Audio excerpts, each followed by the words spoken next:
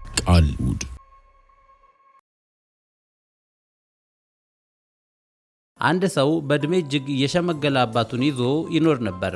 ይሁንና የዚህ ሰው ሚስት አማቿ በጣም በማርጀታቸው ከእንግዲህ የመጦር ግዴታ እንደሌለባቸው ዘወትር ባሏን ተጨቀጭቀው ነበር።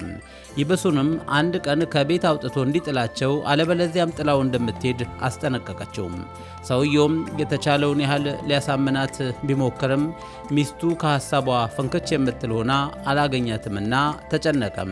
በመጨረሻም ትዳሩን ከማፍረስ አባቱን አውጥቶ መጣል እንደሚሻል አመነና አባቴ ሆይ ወደ ተራራ ጫፍ ለሽርሽር እንውጣ በማለት ወንድ ልጁን አስከትሎ በጋሪ ይዟቸው ወጣ።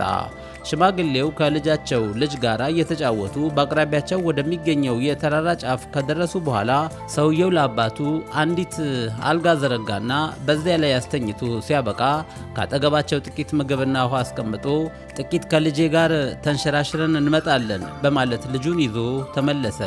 ይሁንና ወደ ቤታቸው እየተመለሱ መሆኑን ከመንገድ ላይ የተረዳው የሰውየው ልጅ አባባ አያቴን ከተራራው ጫፍ ላይ ትተነው የመጣ ነው፣ ለምንድን ነው ተመልሰን እናምጣው በማለት አባቱን መወትወት ያዘ። አባትየውም ከእንግዲህ አባቴ አርጅቷል፣ ልንጦረውም አንችልም፣ እዚያው ይቀመጥ ዘንድ የተገባ መሆኑን አመኘበታለሁ አለው።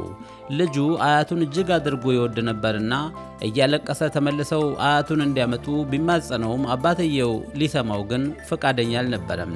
ይህን ጊዜ ልጁ አባባ እኔም ሳድግ አንተ ማርጀትህንና አቅመ ደካማ መሆንህ አይቀርም፣ ያ ጊዜ ሲመጣ ከተራራው ጫፍ ወስጄ እንደማስቀምጥህ ግን አትዘንጋ አለው። ሰውየው የሠራው ስህተት በልጁ ንግግር ገባውና ተጸጸተም። ከልጁም ጋር አባቱን ወዳስቀመጡበት ቦታ ተመልሶ እግሩ ላይ ወድቆ ይቅርታ መለመን ጀመረ።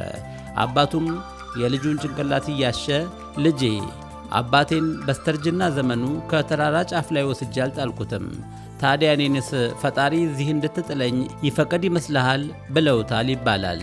የሰውን ልጅ ማግለል ፈጣሪን እንደማግለል መሆኑን ሱፊዎች አጥብቀው ይመክራሉ።